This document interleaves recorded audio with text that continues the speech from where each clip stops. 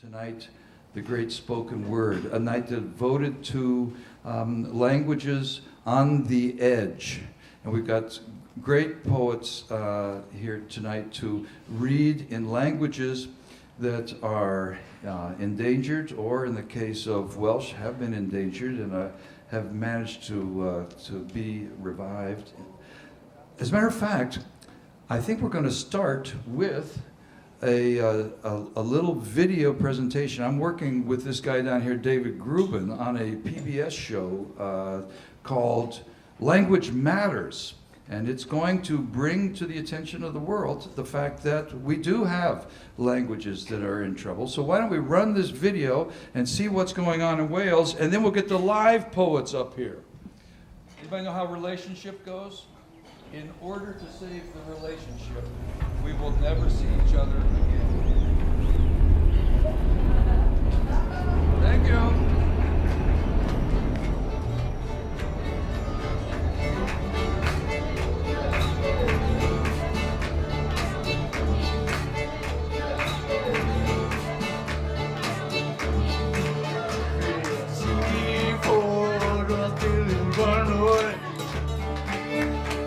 The world has 6,000 languages, and more than half of them are dying. And when a language is lost, it's lost forever. There's only one place on Earth where a language in danger of disappearing has come off the official endangered list. The place is Wales. The language is Welsh.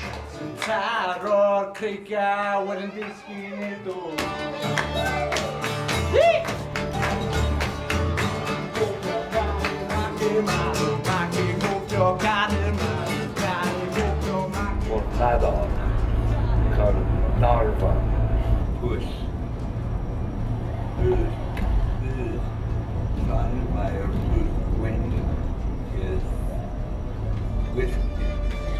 When you tell the average person that there are 6,000 languages in the world, they don't believe you. The fact of the matter is that something like half the languages of the world are so seriously endangered that they're going to die out in the course of the present century. That means one language dying out somewhere or other every 2 weeks on average. We are being narrowed and homogenized by the loss of languages that we're not even aware of.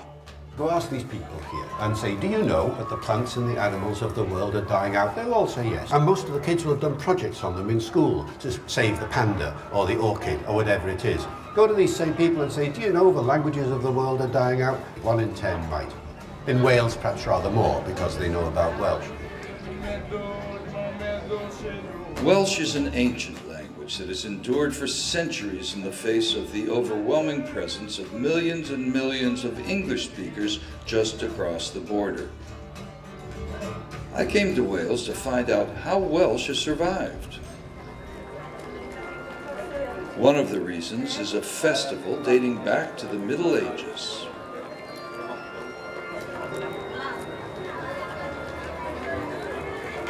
They call it the Eisteddfod, and it's a lot like the state fairs in the United States, but they don't give prizes here for pies or for pigs.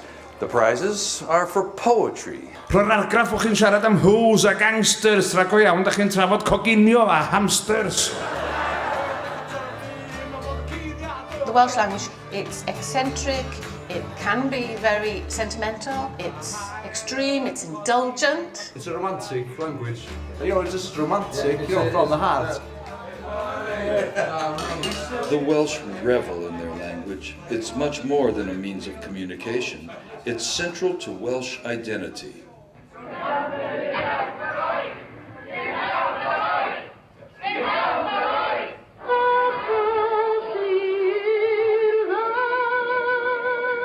In the 1960s, the Welsh language was the epicenter of demonstrations against the authority of England itself. Fearing that their language was dying, language activists took to the streets to protest British laws that favored English over Welsh.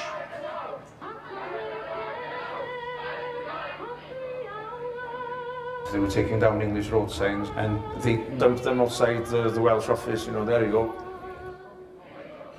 These protests were directly influenced and inspired by the civil rights movements in the States. The non-violent direct action, voluntarily going to jail for acts, you know. The focus of the protests in the 60s was the fact that the Welsh language was under threat, you know, it was dying out. We'd been part of England for centuries. The language of the place was Welsh, but everything was in English. The protests had an immediate effect on the survival of Welsh. It was an awakening of consciousness because from the 60s movement, it all just snowballed. There was a big campaign by the Welsh Language Society to get Welsh medium television, you know.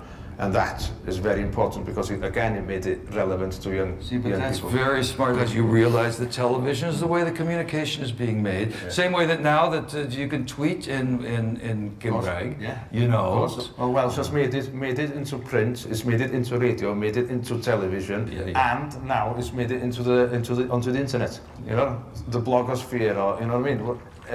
You know, is there is moved ahead with the times. You know. Words matter in Wales, and there's no better testimony to the importance of Welsh than the Eisteddfod. It's like a language Olympics, and I put myself in the middle of it. You know, I think I have a chance to win the Stomp, a competition I'm entered in that's the poetry slam of the Eisteddfod. I think I got a shot, or as they say in Welsh, Bob Hoyle, Bob. An ysgwyd yn fy esgyrn, an ysgwyd yn fy esgyrn. Ysgwyd yn fy esgyrn, an ysgwyd yn fy esgyrn. I, O, M, O, P, F, A, R, S, S. After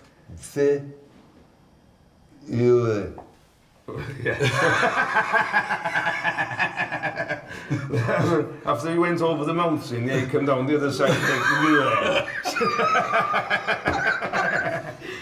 Yeah, he did it perfectly. One slight hiccup on the yeah, and but they flow, don't they? They sound like one. Look, in order to win the Stomp, I need all the help I can get. How did you expect me to help you? To help you beat me in the Stomp?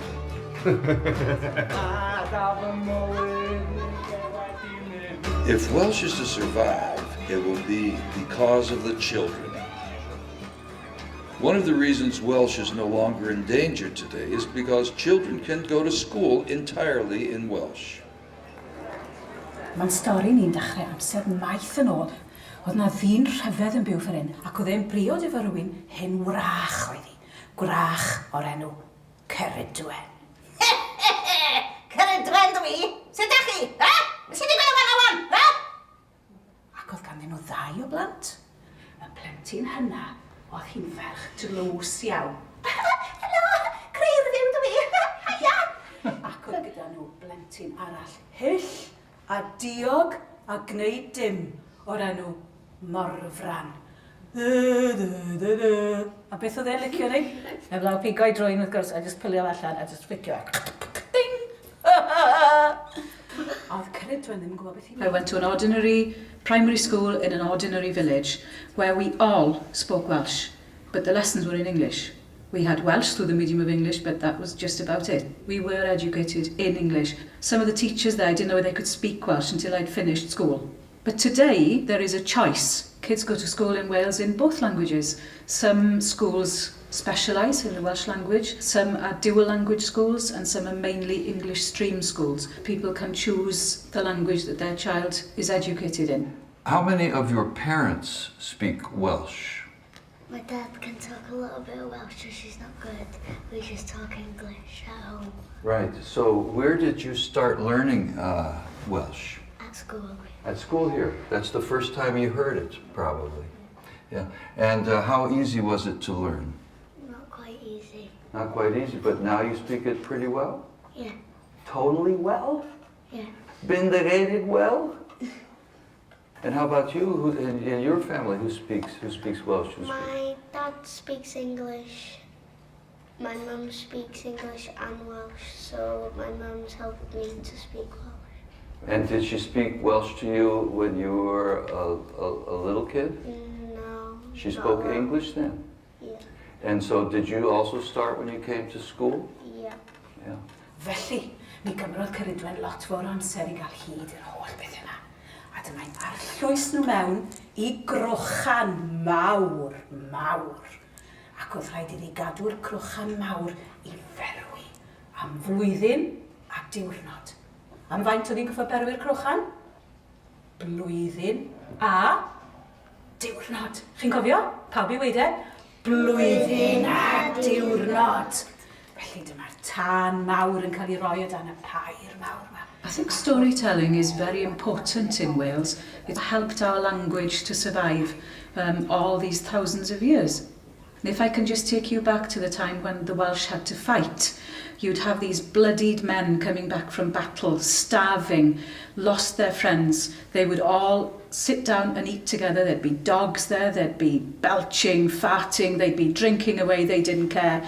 And then suddenly in a corner of this room, this very elderly man would stand up and gain their respect. And he would tell them a story. And to have this whole horde of horrible, horrible fighting men, bloodied, just giving him their respect. I think it says it all about the Welsh storyteller. There's something in the blood. I'm starting to get a little bit, how shall I say it, nervous. I'm getting a little, I am. You know, I mean, Welsh is a little iffy, to say the least. And you've competed, can you give me some tips? Well, I've been building you up, Bob. I've been building you up. Oh, thanks a lot. But the best advice I'd give you, is just have a laugh, just relax. Okay. Yeah, it's one of them. Think of it as a comedy night. Oh no, that's even worse. Yeah, just stand on the stage and we'll all laugh at it. Did they heckle at this thing? No. Van ddigion y bon y gysiau, fy ffenert gyntaf o gynhanaeth. It took the commitment of an entire community to save Welsh. Over 600,000 people speaking Welsh, 1 in every 5. But the struggle is not over. When you're surrounded by English, it seems even a brief conversation in Welsh is a small triumph. Ni'n hoffi siarad Gymraeg. We like to speak Welsh.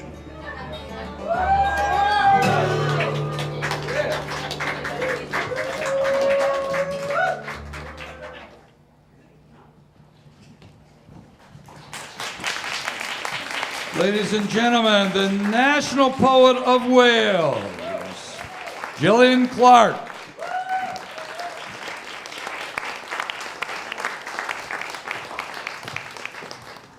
Absolutely extraordinary to see that film. Now, am I reaching you all? Am I in the right place for the microphone? Yes. Yeah, okay. Right, I'm going to read poems that are in English, but they have Welsh in them. I've chosen particularly ones where I can say something about Welsh and you'll hear some Welsh. My situation is that I come from a family where absolutely everybody was Welsh speaking, but my mother thought that her daughter ought to speak English from the start so as to get on in the world. And she was a bit of a snob and she thought English was very grand and that Welsh was not. So she would not let me speak Welsh as a child. So I had to learn it as a young adult. And the part of Wales I live in now is a Welsh-speaking area where more people speak Welsh than don't. The situation is that we're about 3 million people altogether and about under 1 million are Welsh-speaking, but unlike Irish, the language is spoken across all types of people and classes. It's not in just rural areas. There are 30,000, for example, Welsh speakers in the capital city of Cardiff. So there's Welsh all over the country. Though I don't think there's anybody in Wales at all who knows no Welsh. Everybody knows a bit. Many are bilingual, there's nobody left anymore who can speak no English. So English is useful as a communicating language anyway. We take Welsh completely for granted. Everything is, all the big stores, the Marks and Spencers, all those shops have everything in their shops bilingual. When you heard about the battles in the 60s for the language, well, in my house it was easier not to have a television than to have to go to prison, which we would have done had we not paid our television license. Most of the protests were entirely peaceful. They look a bit rough, but they weren't violent, really. There was no killing, there was no equivalent of what was going on in Ireland ever happening. I do have friends who did go to prison but it was for a few days for not paying a television license or for doing something like that. Anyway, that's the politics. Now I feel let's just save it by talking it. Let's save the language by making sure that everybody in Wales in the end will be able to speak both languages. And it is true that the children will do the best job of saving the language, because my granddaughter went to an all-Welsh school and she's Welsh speaking, whereas my mother stopped me speaking Welsh. So all of the generation spoke Welsh till me, and now it's picked up again in the next but one generation.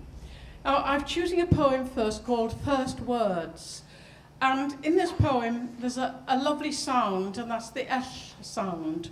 Most of the accents you heard, by the way, on that were North Wales accents, which we in South West Wales think is not as nice as our accents. And I have a colleague here in the audience who's the Chief Executive for Literature Wales, and she's got a beautiful, beautiful accent from the village where I now live. And it's the best accent in Wales. My favourite sound is the double L, and there's the sound. And I've got a completely unproved theory that it's because 3 sides of Wales is surrounded by the sea, and most of the people live in those 3 sides. And the sound of the tide breaking on the shore is a kind of sound.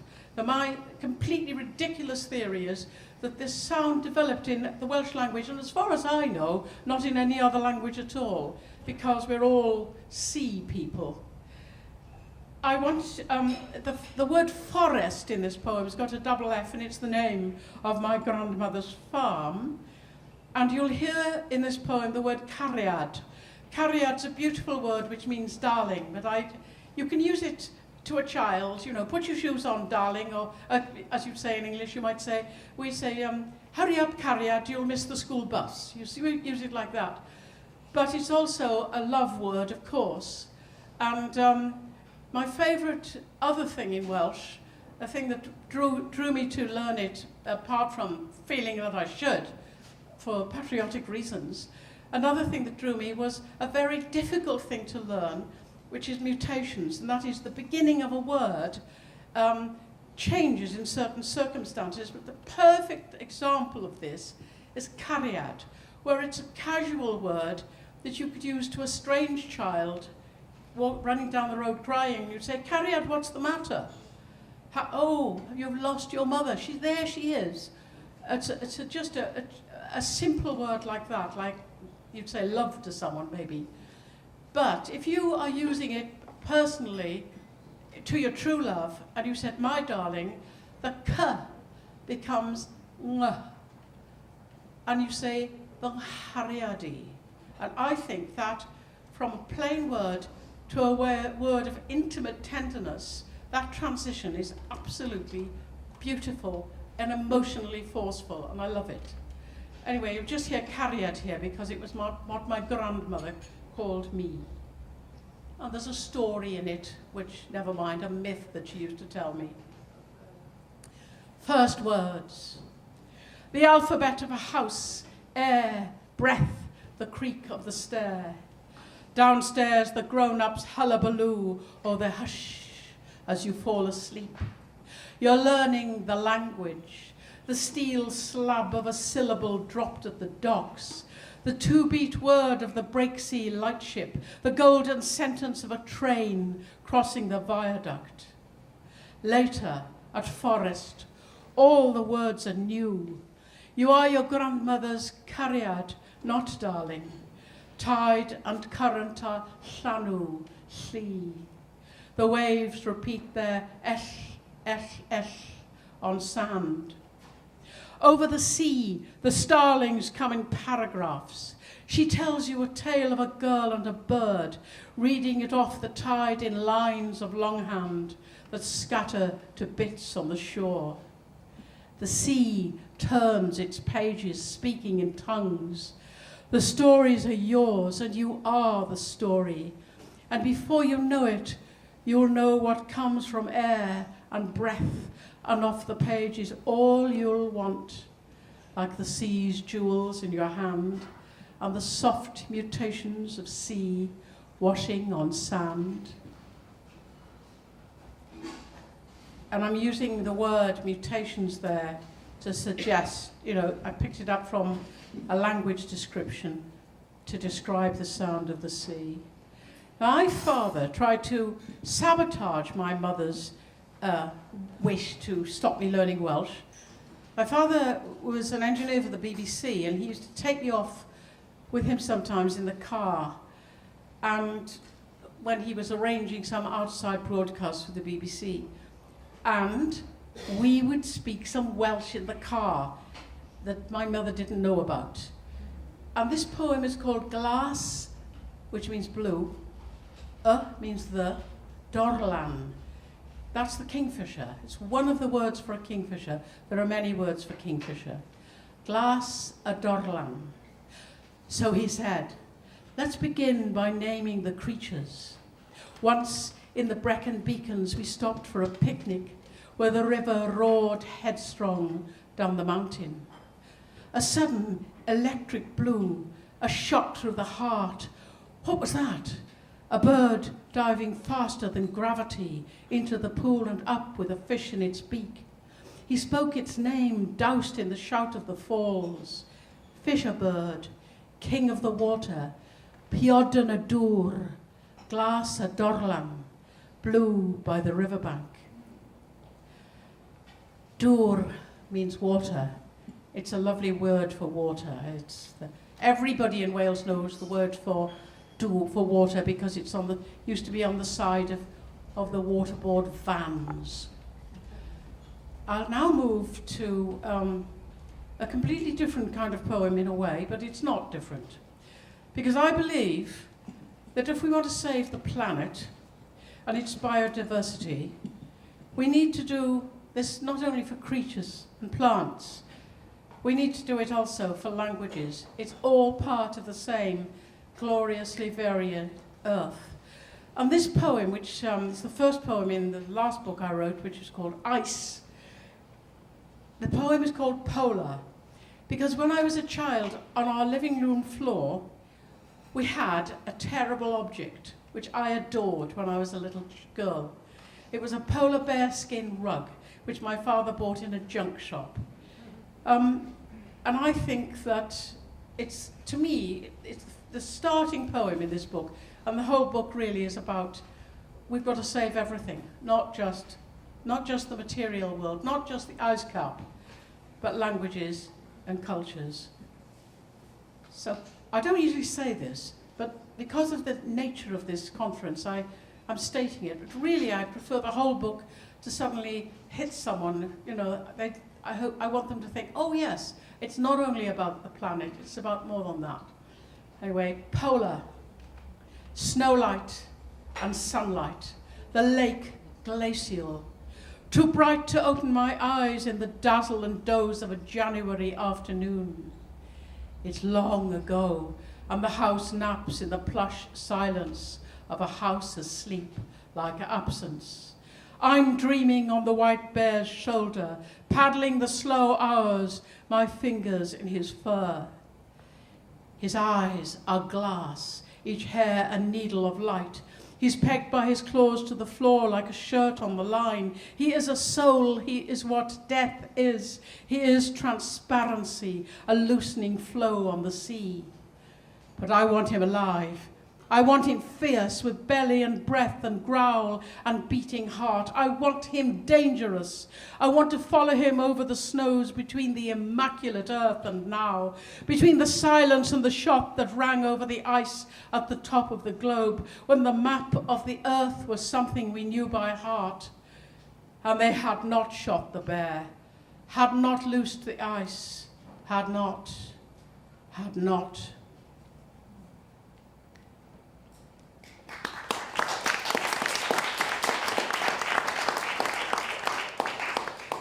Now, lots of this book is, and I'm not going to read the poems to you, is about the very, very cold winters in succession that we've had, which we aren't used to in Britain. Very, very snowy. And I gradually, as I go through the book, begin to associate the idea of thaw with the return of the language, with the frozen language of my mother loosening. Now, she was very glamorous. She was a very, very beautiful woman, one of 10 children of a farmer, and she was so lovely, famously so in the family and in the area.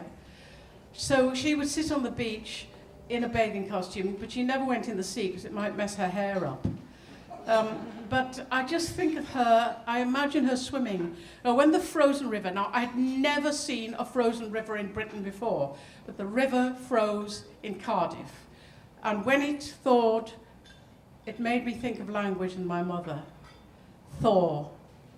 Tonight the river's on the move in a lovely backstroke, taking the tide with a kick of silk thighs, shoulders heaving the flood through flux and fluency, stroking the keels of coot and mallard, a single swan, rocking a flock of gulls on its palm, coupling grebe, boats at their mooring, on currents swollen with melt of mountain snows. Fluent, sleek as a girl in her silk, kissing goodnight before slipping out to the dance. She'd leave her scent on my pillow, the warmth of her skin on my cheek, cold pooled in the satin folds of her dress, the glint of her rings, her animal wrap of fur. And she's gone, night river slipping its chains, fluent reflective, pulling to sea under winter's weight, freighted with ruin and wrack, a burden of birds, words dead and alive, trees, driftwood, plastic, and all my lost mountain syllables sing on her frozen, loosening tongue, remembered, remembering. Her farm was called Nant Mill. Nant means stream. It's in ruins now. And that's the whole point, really. When you lose an industry, when you lose the thing that keeps people together, you can lose the language that way, because they're no longer meeting in their markets and communities. And so as the rural communities became poorer, so that all the young left for elsewhere.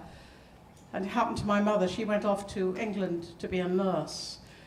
But my cousin took me back to see the farm, and here's Nant Mill.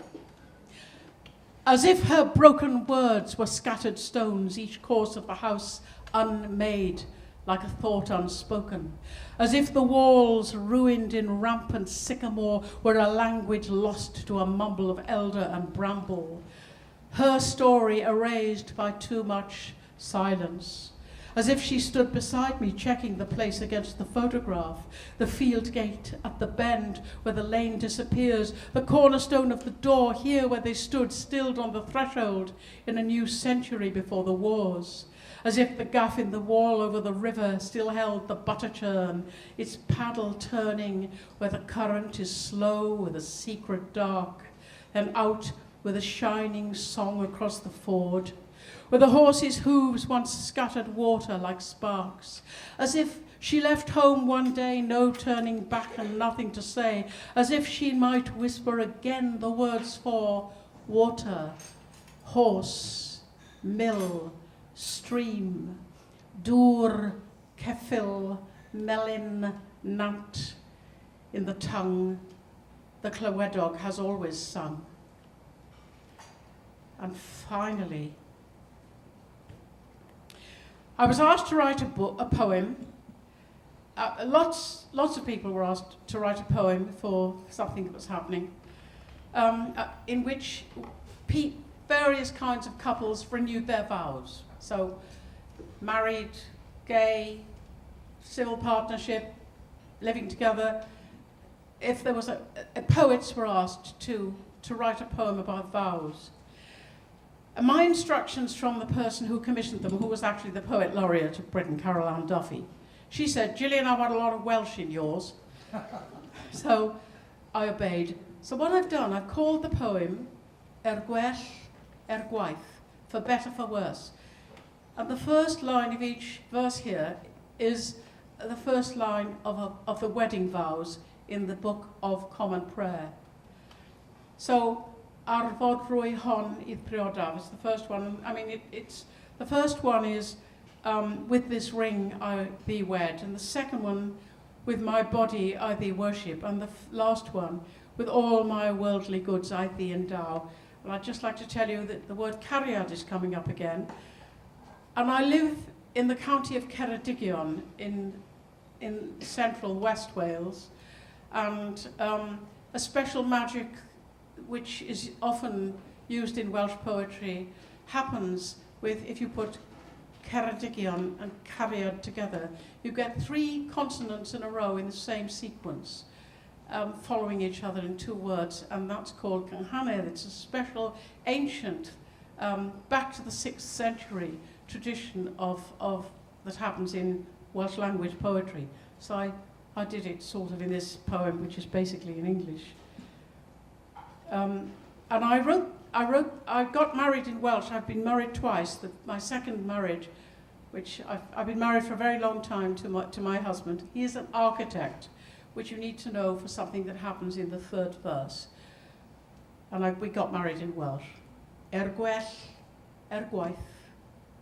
Ar fod rwy hon i'r priodaf. Something about the ring in the blackbird's eye on an April evening, the raptor's jeweled stare, the marriage of sun and rain on dancing water, the circle of my arms around sheets off the line, yours bringing armfuls of wood for the fire. Am corff ith am hrydeddaf. Something of touch, taste, tongue, the language of hands, those chemical gifts one to the other, grace and gesture, silence, reflection, that pair for life 2 swans on a river, soundlessly sculling the stream, lover to lover. Am holl olid bydol ith gynnes gaiddaf. My dowry, a derelict house on a hill, 5 fields, 2 acres of bluebells under oaks. Yours, a vision. You made sound the ruin, dreamed space and light, a room of oak and glass, let in the sky, the hills, and all of Ceredigion cariad in a glance. Thank you.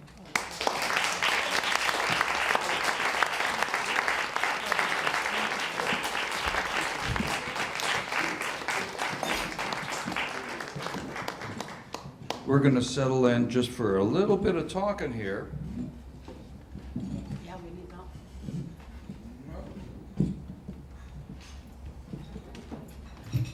So, I got a lot of questions about what kind of Cynhanedd you were using there, but I think it'd be great for the audience who might not be knowing, this is the idea that we've got laws to protect endangered plants and animals. Yes, yeah, it's extraordinary, yes. But as you pointed out, there's nothing for whole systems of consciousness yet. My husband has to wait 3 months for one client's building because they can't build it till they've done a bat survey of an old wall that's got to be pulled down. We need those bats. We need those bats. I'm just wondering if there's anybody, maybe there's a little light we can put on the house. Yes. If there's anybody out there who has a question that wants to come to Gillian, that we could do that here. We could actually talk. How are you guys doing? It's all right there. Okay. This is always an awkward moment. But don't worry. Yeah, not that awkward. Speak up. I read that the amount of Welsh speakers had gone up, and then in the most recent survey had actually gone down. Damn it, you're not supposed to know that. Yep. So the first part was how many? So the question is, how can we be saying this is Yeah. the only language on the planet that has come back and is no longer endangered, and yet in the survey that came out, the census in November, the numbers went down. Yeah, right, the numbers have gone down, but not by very much, and they haven't gone down among the very young. They're going up among the very young. But of course, the whole thing depends on work. And all our young people, so many of them have to leave Wales to get work. And they don't count the Welsh speakers in England. There are practically everyone on television is either Welsh or Scottish, and many of the main people presenting the BBC News, the main presenter of the BBC News, Hugh Edwards, he's a Welsh speaker, his wife's a Welsh speaker, all of his children are brought up in London, Welsh speaking, but they're not counted in the survey because their address is not in Wales. So people have to leave the country, go elsewhere to get work, and that I think is the reason. But it hasn't been analysed fully, but it's gone down. It's disappointing that it's gone down. We're all disappointed about it, but it's not a big drop, and the young, more and more of them, are learning Welsh. Are not learning it; they're just speaking it. That's exactly right. That's you know, the when you're a kid, you don't learn a language; you're just talking. And there's actually, but it's before puberty. You can learn as many languages as are tossed at you. It's just the way you're talking with this person. They happen to talk different, you know, so you speak different with them. I mean, one thing to say is that a lot of English people who come to live in Wales, and they come because it's cheaper and more beautiful. I don't know where they come from probably, but certainly cheaper. And then they're horrified because their child is going to be speaking Welsh in school. And they're very worried until between September and Christmas the child is Welsh speaking, and then they stop worrying. They realise that the two language inside the child's brain is not holding the child up, it's actually a help. Exactly. You have by the time you're in junior high, if you're bilingual, your IQ is 10 points higher. The idea that you have to lose your mother tongue in order to become, what's that word that starts with A? Thoroughly bilingual, yeah. Thoroughly bilingual. That's a T and a B, but I'm looking for an A. You become part of the bully language. Yeah. Don't worry about it. All you have to do is walk out on the streets, or tell your cab drivers this, okay? You just walk out on the streets or turn on the TV, and you are going to be able to speak English. Another question right here in front. Just a pedantic point. I was at a conference this summer on language restoration. It was done by CUNY, Museum of the American Indian, and then Museum, and they actually said that Hebrew, the first example of a restored. Yeah, Hebrew is, first off, let's give hats off to the restoration, the revitalization conference that the CUNY Initiative for Endangered Languages, led by Julia Blevins, did, and that the Maoris, who actually are also a very vibrant, revitalizing movement, having a lot of problems as well, but a model for the Hawaiian language here. But the Maoris pointed out that Hebrew is a language that was dead, at least was not being spoken outside of the temple. And 700 years later, the Zionists decided this will be the language of Israel, and the language was revived.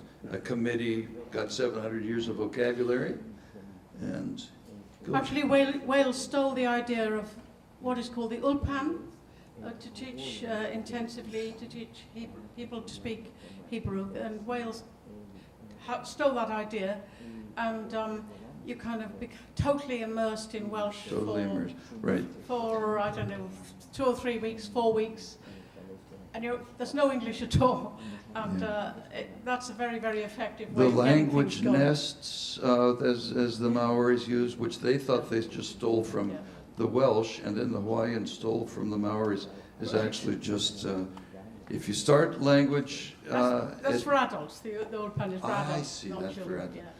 Yeah. The language nests, or for children who will learn the language, be hearing only the mother tongue. When they go home, they'll be back into the bully language.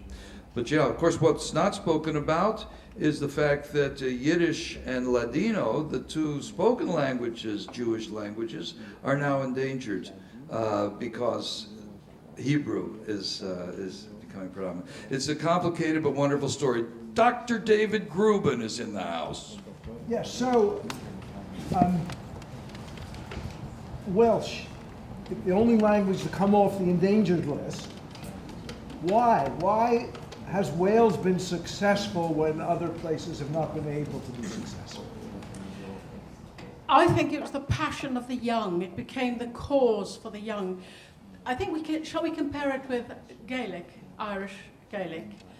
In Ireland, they were required to have Gaelic to get their school leaving certificate.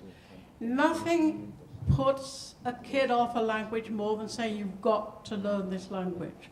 In Wales, for instance, my husband comes from the county of Gwent, which was called Monmouthshire.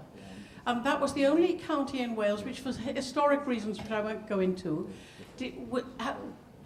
taught no Welsh at all in the schools. That's the county in Wales where more people want to learn Welsh than anywhere else. And then the young people, I mean the passionate teenage young and student young. There was a huge student movement for Welsh because they felt that it was the dreadful English was suppressing the language. And so there was a fight for, as you saw in the film, that those scenes did happen, especially for the television programs. And the other thing is that the British government, I think, became terrified that Wales would turn into a second Ireland, and that they would have in Wales the violence that they had in Northern Ireland. Now, I don't think they ever would have, because I really believe that the central word in the Eisteddfod, anyway, is heddwch, which means peace. I do not think that Wales fights its battle by being violent. There has been a tiny, tiny, tiny bit of violence, but it was short-lived, and on the whole, it was a matter of sitting in the road and being a terrible nuisance, and not paying your licenses, or doing a tiny bit of damage to some military object. And I think that the government at the time, the Tory government at the time, no London government understands Wales at all. And so they gave in out of fear. And then that gave the young protesters more strength.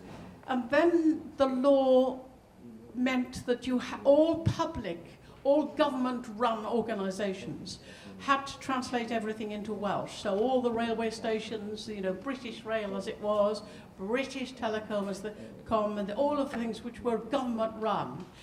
And people were very annoyed that they didn't force the private companies like Tesco's, for example, and Marks and Spencer's to translate everything into Welsh. But they did it for commercial reasons, because people sat outside shops and said, don't shop in this shop. And the big ones had enough sense just to go to translate straight away. But smaller chains of smaller shops didn't, and nobody went shopping there. Even total English-speaking Welsh people thought, it's wrong, we won't go in there. So it's been a communal battle. No, not a battle, a sort of a movement, great movement, with a government that doesn't know what the hell Wales is on about. That's that really. I mean, one example, is that we think of the political movements in the '60s here in the States with names like the Black Panthers and the Young Lords. The leading revolutionary group in Wales was the Welsh Language Society. So there you have it. Let's hear for please for Gillian Clark and for the Welsh language and everything. Do you want to sit here while I just do this little introduction and then we can leave insieme?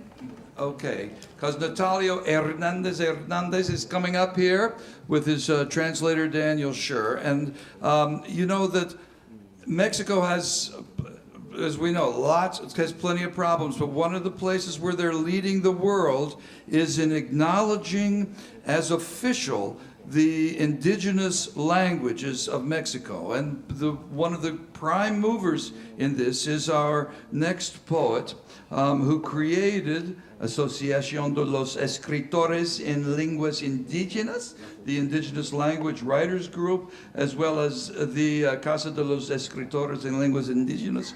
There are 52 official languages in Mexico, folks, and if you go out to Roosevelt Avenue in Queens, you'll meet many Mexicans who don't speak Spanish. And the language Nahuatl, the Nahuatl language, the Aztec language, which was the mother tongue of Hernandez, is one of the longest extant poetic traditions in the world. We also have, by the way, one of the professors, Daniel Kaufman's over here, from the Endangered Language Alliance, who's doing so much wonderful work with the languages of Mexico. We're honored to have Natalio Hernandez here in the house. Let's hear what poetry in Nahuatl is going to be like. First of the song. Sí. Buenas noches. Buenas noches. Sí.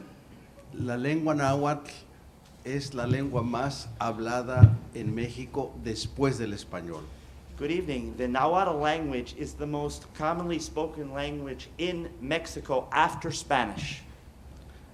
Me honra mucho que mi amigo Bob pueda traducir, más que traducir, yo voy a leer en náhuatl y mi amigo Bob en inglés. Vamos a pasar del náhuatl directamente al inglés en esta traducción. It's really a great honor for me that my friend Bob will translate. Well, actually, translate. I'm going to read in Nahuatl and he's going to read in English. Yeah, but I'm not doing a translation. We're just being poets together up here. First of the song. Ni cuicatia totlachalis, ni quincuicatia tocniwan ni guantlaltipactli, tonansin tlaltipactli, y pampa totlachalis, quewak xochitl, iwan quewak cuicatl, xochitl, iwan cuicatl. First of the song, I sing to life, to man, and to nature, to Mother Earth. Because life is a flower, and it's a song. It is, in short, flower and song. Intonati, xochitlen moyolitia totlacayotipa, cueponi quemantlanesi, cochi y pantoyolo teotlactipa. Intonapi, the sun. The sun, a flower that is born within us. It opens its petals at sunrise. It sleeps in our heart at nightfall.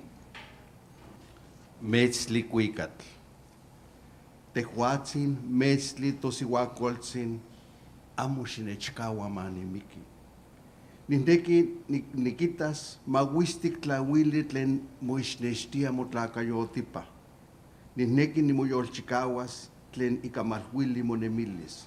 Tehuatzin metzli tosihuacoltzin, amushinechkawa manimiki. Oh, it's the song to the moon. Grandmother moon, don't let me die. Let me contemplate the light on your face of your face. I wish to nourish my life with the mystery of your existence. Grandmother moon, don't let me die. Cuatlicue. Cuatlicue, totlalnantzin, Siguapiltzin, Ilamatzin. Tehuatzin Titecholitia, Tehuatzin Titecholchicawa, Ticoliniaolin Yolisli, Chopantla Timoshochitia, Cuatlique, Chalchotlique, Itztetmotlaca Yotipa, Mawistik Xochipetlatmotlake, Tonanzin Cuetlachopeu, Totlalnanzin, Cuatlique, Siguapiltzin, Ilamatzin. Wow. Okay, so this one comes close to being not translatable, okay? Cuatlique is the only title you can have. Cuatlique. Skirt of serpents, Mother Earth, little girl, dear old woman. You give us life, you give us vigor, you generate life and movement, you blossom in spring. Skirt of serpent, skirt of jade, body of obsidian, cloak of precious flowers, Our Lady who renews her skin, Mother Earth, Cuatlique, little girl, dear old woman. Temicpan. In temictli kempoctli, tectica yawitl campa muchanchiwa tonemilis. In temictli ken hueyatl, campa aquitiwi totonal. Ipan temictli san tlachichicato. Iwan techuica ipan oxequintin semanawa. In temictli titlachixtoque technenebiltia tlen ikaweli titlahcotepepan, iwan ompa huescapa tiquita hueyi ixtlawak campa muchanchiwa tonemilis. Dream world. Dreams are a mist, a dense fog in which our lives go on. Dreams are an immense sea on which our souls sail. Dreams are a deep silence that transports us to other worlds. Dreams make us walk awake to climb mountains, and from above, we contemplate the valley where our lives rest. Icnocuicatl, canto de orfandad, es un canto que escribí hace unos 15 o 20 años y que Lila Downs ha interpretado, y este canto ha recorrido en todo el mundo. So this poem, which is translated as Song of Orphanhood, is something that I wrote about 15 or 20 years ago, and it was translated by Leah Downs, and in the translated version, it is become known throughout the world. Lila Downs es una mujer mexicana-americana con raíces mixtecas de Oaxaca. Leah Downs is a Mexican-American woman whose roots are Mixtecs from Oaxaca. Voy a cantar el poema, no tengo la voz de Lila Downs, pero el poema surgió con música. ¿Pero el poema qué? El poema yo lo musicalicé desde el principio, es un poema que llegó con su propia música. I'm going to sing the poem. I don't have Leah Downs' voice, but I put the poem to music from the very beginning. Icnocuicatl, canto de orfandad. Mosla que manecuatl on mikis, amo que manchimo cueso, ni can, oxepanican ni ongualas, cual sin huichichilin ni mocuepas, suatzin, que maticonitas tonatiu, y camoyolo xiompa ompa niyetos guantotachil, cual sin tlahuili ni mitzmacas, cual sin tlahuili ni mitzmacas.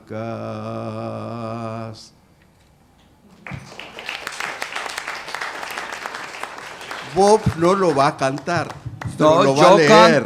yo canto contigo. Bob is not going to sing. Yes, I am going to sing. Song of Orphanhood. Tomorrow, tomorrow when I die, I do not want you to be sad, for here I shall return, transformed into a hummingbird.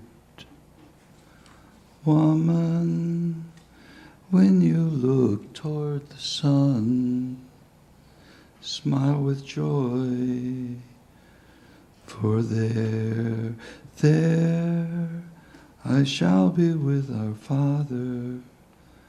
Good light I shall send to you. Bravo. Creo que Bob cantó mejor que yo. No, no es verdad, amigo. I think Bob sang better than I did. Para terminar, quiero leerles un poema que se llama Final del Canto. To conclude, I would like to read you a poem which is entitled the at the end Final del Canto. End of the song. Itlamía Cuicat. Sintli Tlapali Omonchico. Chichiltic, Istak, Kostik, Iguantliltic Sintli Omonechicoque. Yan Quictonati Tech Tlawilia. Miequintin Tlapaltic Tlawili Tech Ish Tlawilia. Chicuasen Tonati Onasico Nican. Thank you. Muchas gracias. End of the song. The colors of corn have merged. Red, white, yellow, black have merged. A new sun now shines upon us. Its multicolored rays light up our faces. The sixth sun has come. Thank you. Este último poema está inspirado en un mito del pueblo huichol de Jalisco, México. The last poem that I just read is inspired in a myth of the Huichol people of Jalisco, Mexico.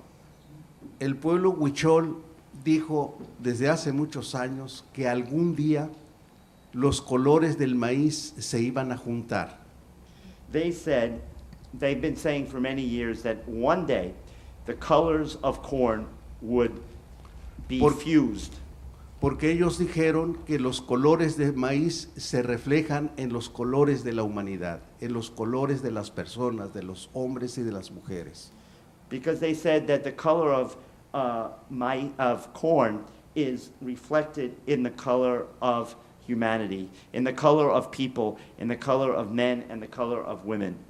Y en esta era que nos toca vivir de globalización, los colores del maíz se han juntado porque se han juntado los colores de la humanidad.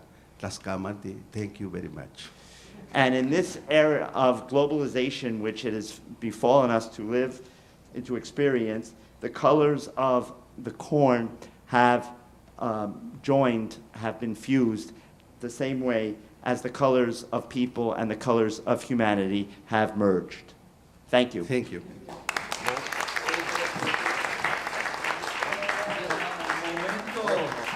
Las preguntas. The question. Por favor, the questions. Yes, a little bit of the luz por público, por favor. Muy bien, gracias.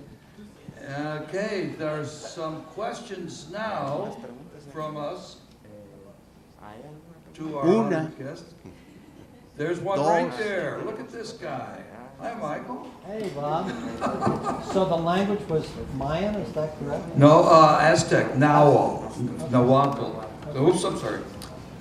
La lengua mía, mi lengua materna, es el náhuatl o mexicano. Es la lengua que habló el poeta Nezahualcóyotl. So my question is, Okay. okay. The language, my language, my mother tongue is Nahuatl or Mexican. It's the language spoken by Netzahualcóyotl, the poet. Okay. So the question I had was that I think with the Mayan people, after the conquest, they went from like 13 million down to a few 100,000, and then rebuilt back up to 13 million. And I wondered what is true for your culture, for the Aztec culture, and how vibrant is the poetry and the culture today?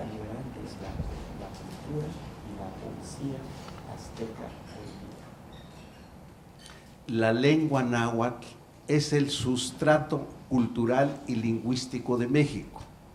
Muchos de los nombres de los pueblos, ciudades y capitales de los estados están en lengua náhuatl.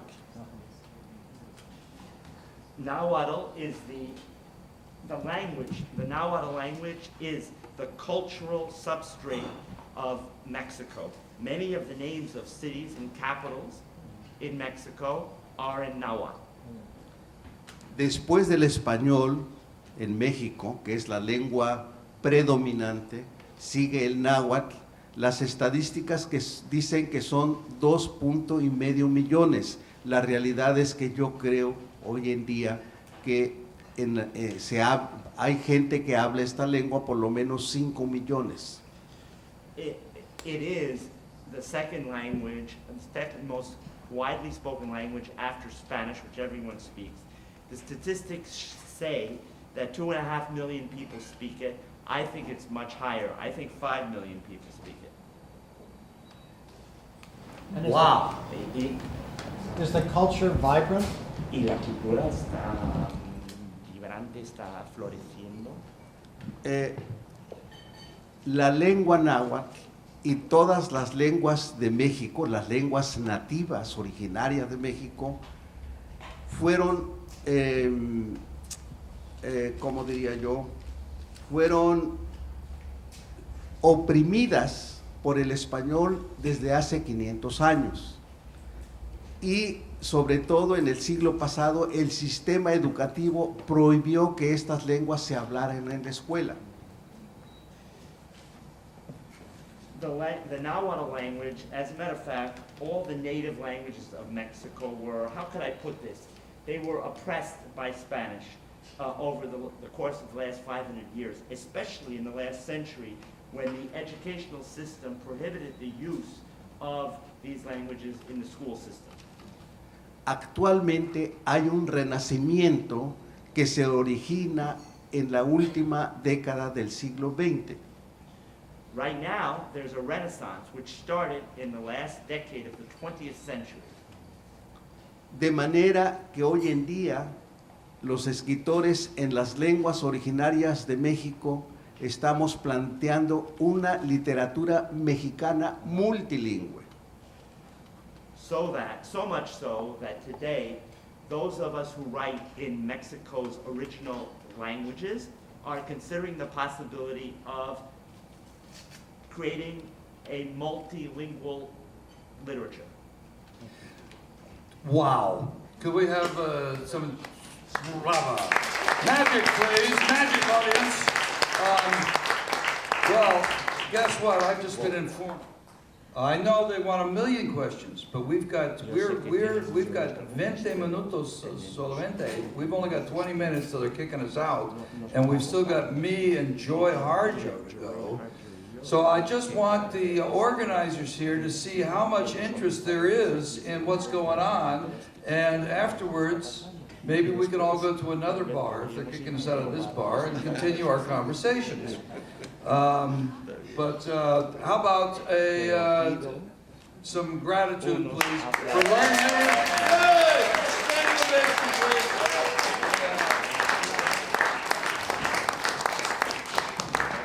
Okay, and while we're covering this marvelous department, and thank you too, Dennis. That was really great work. What I especially loved, come on up on stage, Sal. What I especially loved was the way that the Spanish gets the microphone, right? Because it's the language that is being spoken by the boy, and the translator doesn't get the microphone, even though it's English, right? I don't know what I think of that, but it's something. Listen, how did I get started on this? It was because this is Sal Yususo, who's a griot from the Gambia, one of my good buddies, and we have a whole set, and he's already been paid. We have a whole set here, but we're not going to do it. We're just going to do How Cora Was Born, a poem that I wrote with, do you want to stand, sit? What do you want to do? Okay. And I will sit too if you're going to sit. I will do both. And this instrument, of course, is the kora. I got started with, discovered endangered language was when my students told me that my reading list was no longer relevant to hip-hop poetry, and that they were just making it up themselves, so that was it. And I said, come on, I'm an old guy. I know that everything started somewhere else. And where did the hip-hop poetry start? With the griots of West Africa. So that's where I went, and my new book, Sing This One Back to Me, the whole middle section is translations from the griot tradition. And tonight we're going to do one of those, a piece called How This Instrument, How Cora Was Born.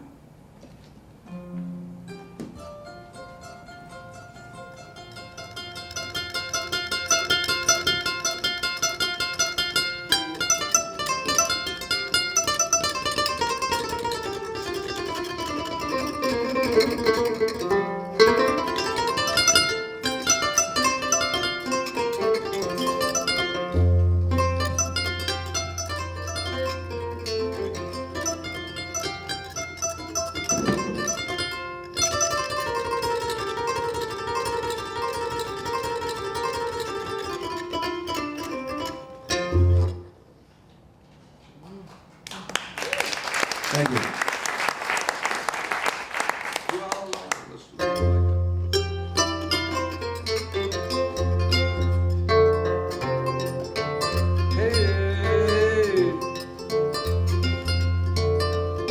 I forget how the words go. You're going to have to sing them in Mandinka.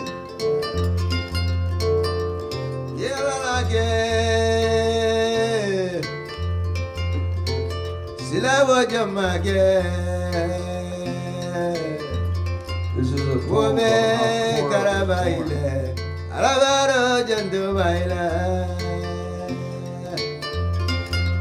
It begins a long, long, long, long, long, long, long, long, long, long, long, long, long, long, long ago, so long ago it was a place, not a time. There was a man, he was so alone, the only person he could talk to was Africa.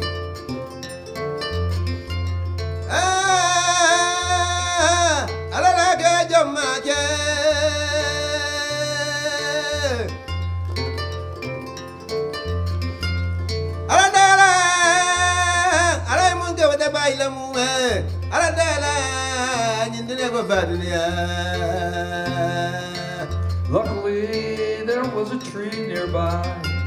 Even more luckily, behind that tree, that's where his partner was hiding. And all the sun and all the water were condensed into a single tiny block, which the man planted in the sandy soil. And he blew on that spot.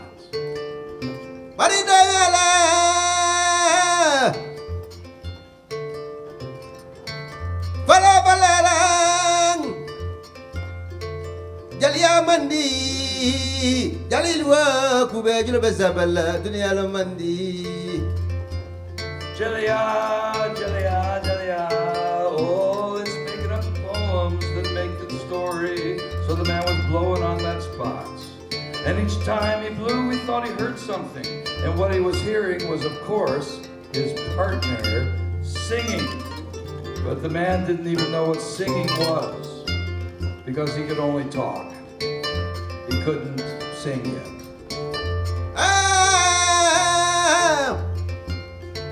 Kada Amerigilam, Kadabula Virgilam, Kada Amerigila, Kadabula Europala, Kadabula Asiala, Kadabula Australia, Kadabula Rosiala. Alimalo, Tolebe Jombenyanila, Bob Holmani. Stop it. So he blew and he listened. He was blowing on a spot and he couldn't sing yet, remember? He blew and he listened and he blew, listen, blew, listen, blew, blew, blew, listen, blew, blew, blew. And the plant pushed out dark green and it began to twist and grow. And it was a vine reaching for the breath and stretching towards the song because it's already made out of the sun and the rain. Do you remember that part?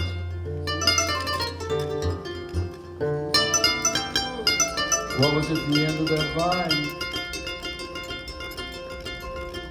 What was on the end of that vine was the calabash. What was on the end of the vine was the calabash, and there wasn't a tree anymore either. It was the neck. That's right. And the handles. And that's when the man's partner, Saba Kadane, also known as Salio Suso, or even Papa Suso Suso, came out into the open, but that's another story. And the breath and the singing and the vines become the strings. There's 21 of them. What do you think? And now you say, what about the bridge down here? What about that bridge? And what about the cowhide? Beautiful cowhide. And what about the strings? What about the bands made out of the antelope? The rings. What are they made out of? Made out of cowskin. Cowskin, okay, cowskin now. That hold these are the two, this is a pre-peg technology. You scoot the strings up and down to change the tune. What about this resonator hole here? That's where you can put the money if you want to treat the jelly right. That's right. How about the thumbtacks? They're very beautiful thumbtacks. Decoration. Well, you go right on talking about all that, because I'm just going to play the chorus. Play the chorus now. And the next time we get together, Salio Suso and I are going to tell you the story about the cow.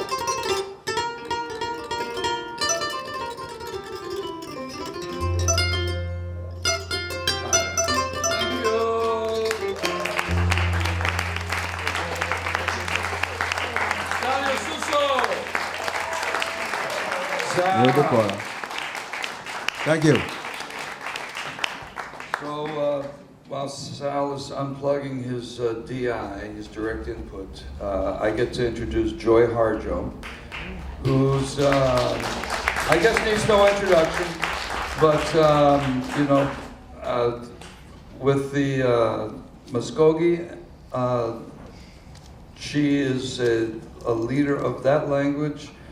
But I guess she began speaking in Indian languages with Navajo, and when I met her in Hawaii, she was speaking Hawaiian. So I don't know. All I know is that the theme of this, Joy, come on up here, so I don't have to keep going. All I know is that the theme of this conference is bravery, and that her most recent book is called Crazy Brave, and she is that. Here she is, Joy Harjo.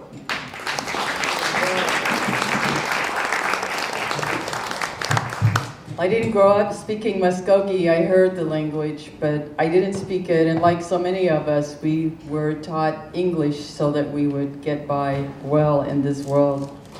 But I started by learning songs, and song language and poetry language is really the same thing. It has the same roots.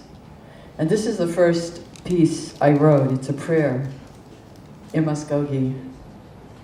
Agus Samet, his Sagaramasi Pomadi, Moe Towigas Pogahoyan Ye Giadi, Mon Agalechka Heathlin, Pogalajan Abiya Yathlis.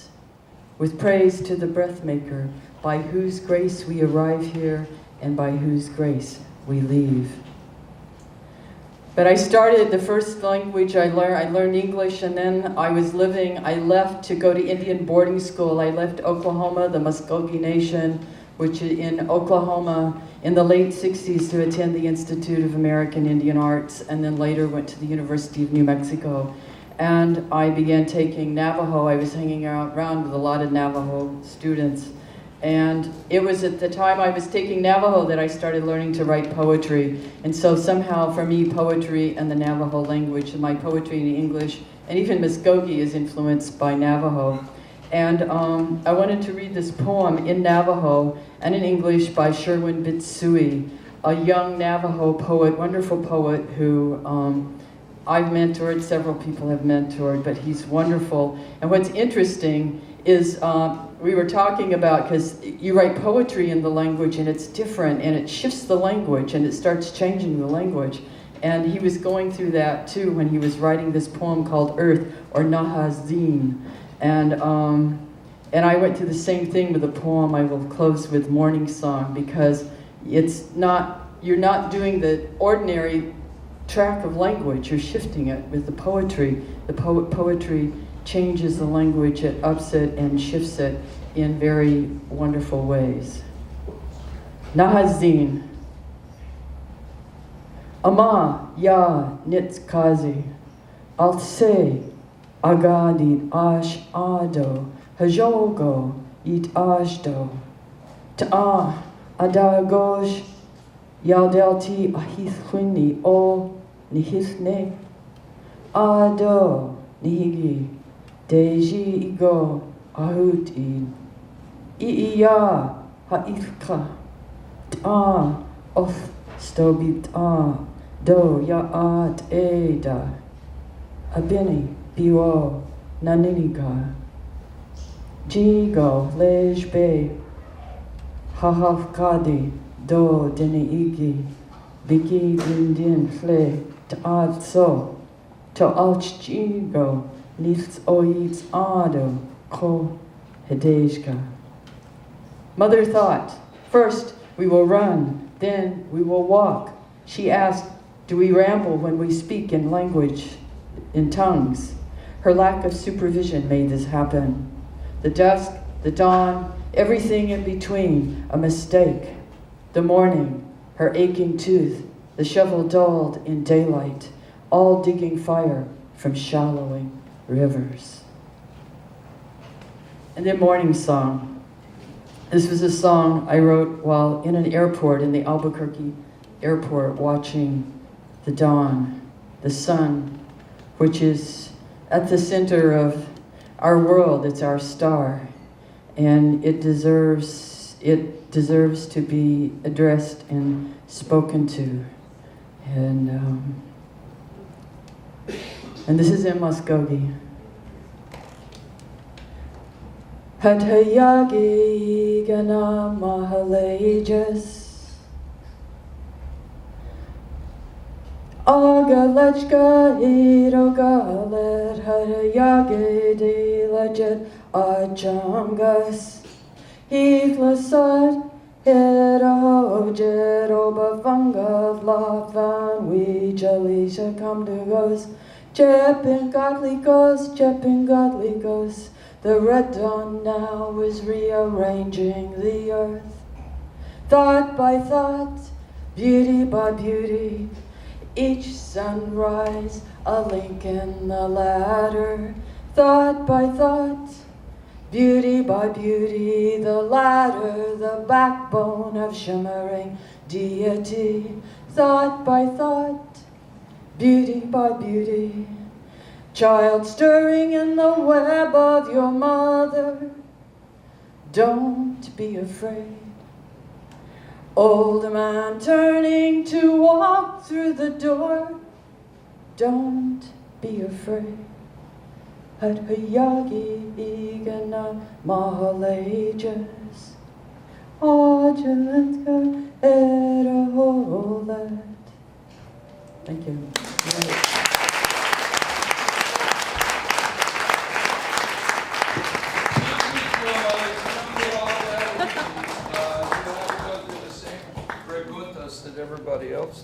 Shakespeare, you know, so. Joy Harjo.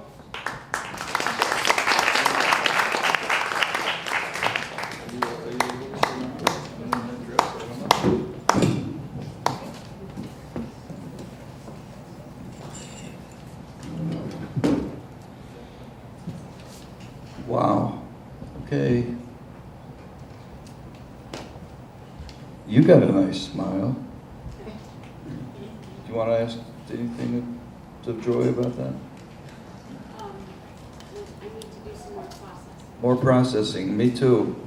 There's one there. So, like, you know, when you create these words and you know that many people aren't going to understand the native text, you know, like, what is that choice? Like, how do you make that choice knowing that many of your readers or listeners aren't going to understand? Like, so, like, for you as a poet and a songwriter, does the texture alone, like, suffice as adding meaning to the greater piece?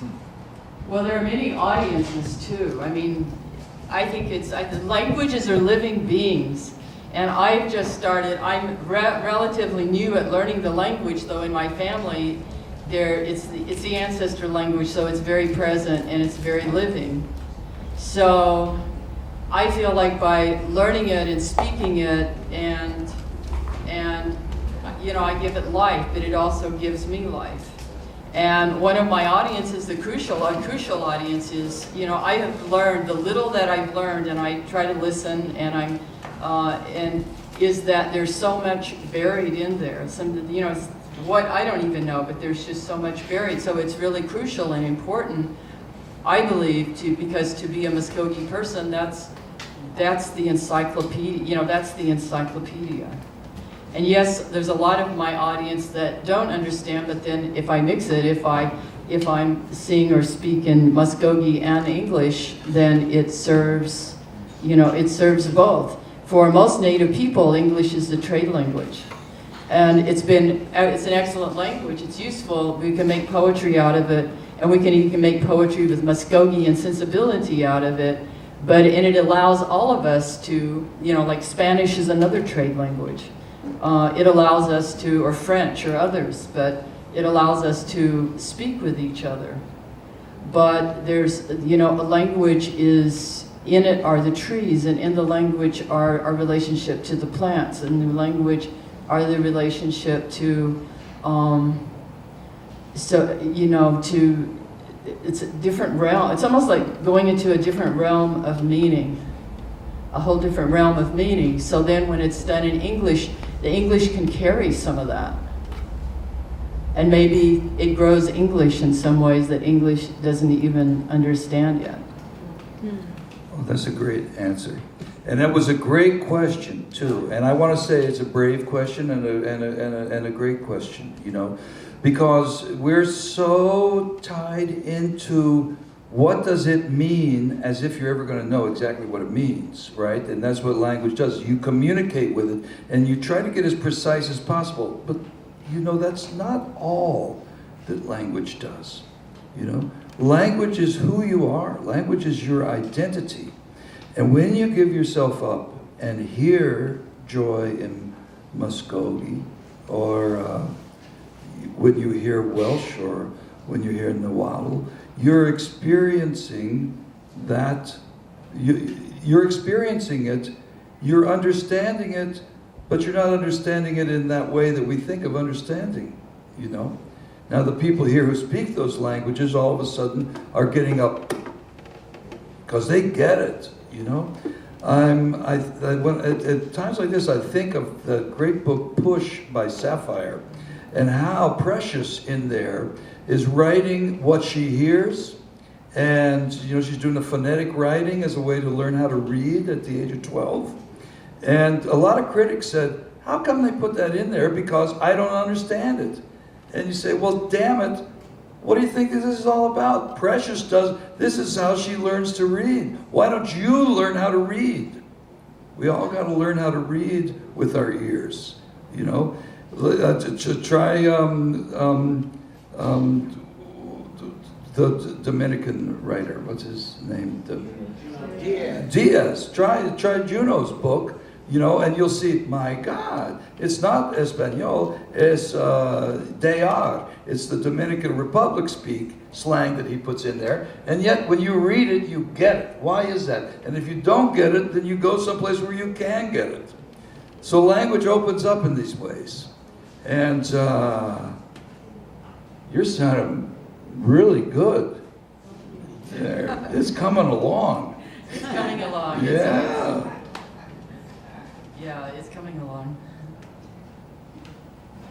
So today in the United States, if a child's parents, a Muskogee child's parents, do not speak Muskogee, how does that child learn the language? Well, I think, the question is if a child's parents, a Muskogee child's parents don't speak Muskogee. Well, there are several efforts in the tribe for the language, and I know that there's been work going on immersion. I mean, I think it's been the Maori, you know, the language nest, Hawaii, a case in point, you know, the whole language, just much like the Welsh has been, you know, totally rejuvenated the culture, and there are, you know, young people who speak, you know, can speak fluently both. And so there are efforts at bringing, you know, immersion programs, and I think that's probably the best way, maybe even the only way that kind of works, is to immerse yourself. And so often in these programs, the parents are brought in even if they don't speak the language, and they're brought in, you know, into the That's part of the kid learning is the parents learning too. David and I were just in Hawaii. Another part of this Language Matters show is in Hawaii, and shows the revitalization efforts that have brought that language from 400 speakers in 1960 to over 30,000 now. And what you find in Hawaii is that they're just at this tipping point where the graduates, the first graduates of the language nest, the Punana and the immersion schools, now are having children of their own. So their children are not only going to school, but are getting Hawaiian at home. It's the first time in over 100 years that Hawaiian, which is an official language in Hawaii, don't tell anybody, is being fully lived. Which doesn't mean that you turn on the TV and get your English, or go out and play with your friends and they're in English. So you're getting both, you know, at least. That question back there, please. Yes, I want to say how absolutely beautiful you are in every single way, and I so enjoyed your work. As a person who primarily speaks English, you know, my primary language, I'm accustomed to literature coming to me, language coming to me. And tonight was so appealing because I needed to come to the language. And recognizing in each one of these brilliant writers, everything is not translatable. And you get that sense when you're listening to it that there's no English translation for some of the beauty that you're trying to convey. And I want to ask you, how can we, as people who don't know the language, how can we more deeply experience the work? Is it sensory, and we should perhaps try and listen to music as well to get a deeper, fuller appreciation for it? Music, of course, music carries the spirit of the words, and I think music is a great way. But I think I like the way that you expressed coming to it versus, and I think that that's the key here. Maybe that's the key all the way around, is respect, and getting rid of any kind of hierarchies that say, well, this language is better because, or this language, all of these languages have a spirit and a place to be. And so I think if we come to them with respect, but I've learned, that's how I'm learning Muskogee is music, or is to sing it and to listen to it. We, you know, I'm singing the language. And I think that opens up, you know, singing opens up, and it literally lifts up, you know, vibrations, or it lifts up the feeling. And I think more enters and crosses that way, or meets. You can meet probably easier to meet in a song than it is, just speaking. Yeah, it is. It's the way kids learn. But your feeling came across in all languages, I want to tell you. And what's going on right now, and we're just at the very beginning of this, is understanding that there is an ecology of consciousness with languages, as there is an ecology of the earth with endangered plants and animals and with the climate problems. We need to pay attention to ourselves as well, to all of the cultures that, these languages are a survival kit that grew right out of the land through our lucky tracheas, and glottal units. And that's how we know them. And what you know in your language with your land, you're right, it can't be translated. When you lose that language, you lose that information, you lose that wisdom that comes with having done it. Now, songs are how kids learn a language, and lots of the work that Dan is doing in the endangered language lines, the Garifuna people, of Honduras, Belize, and the Bronx are, that's what their main way of passing along their languages through song, Am I sensing that the lights are going down, or are they going down? They're not going down? Good, I'm just sensing. But that must mean we have plenty of time left. The lights are now going down. No, it's my eyes. I'm dying! No, wait a minute, I'm back. Yes? Do you have another song or poem for us? I do. I can sing a Trail of Tears song. Woohoo! I can do that.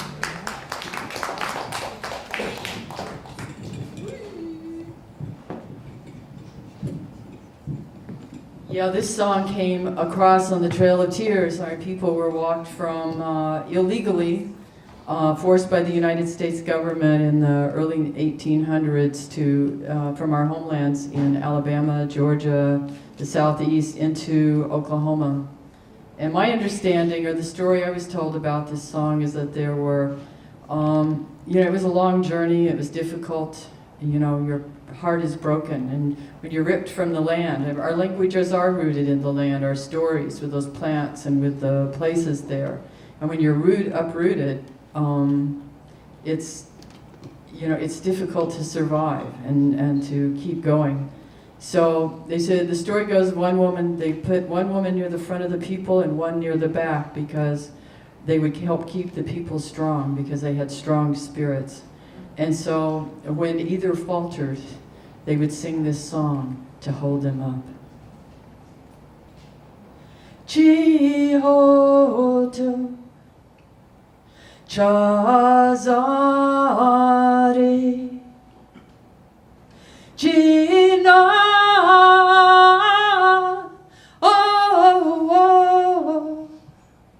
Lakade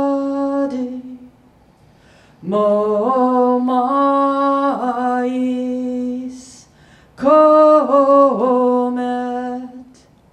Awachkan